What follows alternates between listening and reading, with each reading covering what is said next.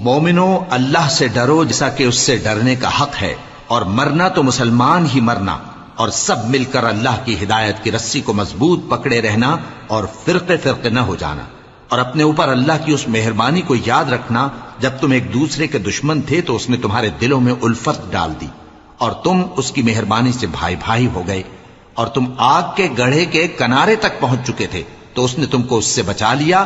اس طرح اللہ تم کو اپنی آیتیں کھول کھول کر سناتا ہے تاکہ تم راہ راست پر رہو۔ اور تم میں ایک جماعت ایسی ہونی چاہیے جو لوگوں کو نیکی کی طرف بلائے اور اچھے کام کرنے کا حکم دے اور برے کاموں سے منع کرے، یہی لوگ ہیں جو کامیاب ہیں۔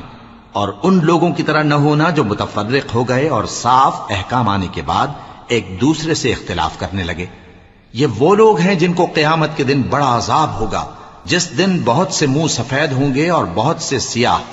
تو جن لوگوں کے منہ سیاہ ہوں گے ان سے اللہ فرمائے گا، کیا تم ایمان لا کر کافر ہو گئے تھے؟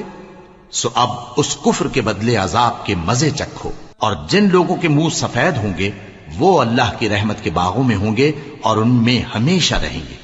یہ اللہ کی آیتیں ہیں جو ہم تم کو ٹھیک ٹھیک پڑھ کر سناتے ہیں، اور اللہ اہل عالم پر ظلم نہیں کرنا چاہتا، اور جو کچھ آسمانوں میں اور جو کچھ زمین میں ہے سب اللہ ہی کا ہے، اور سب کاموں کا انجام اللہ ہی کی طرف ہے۔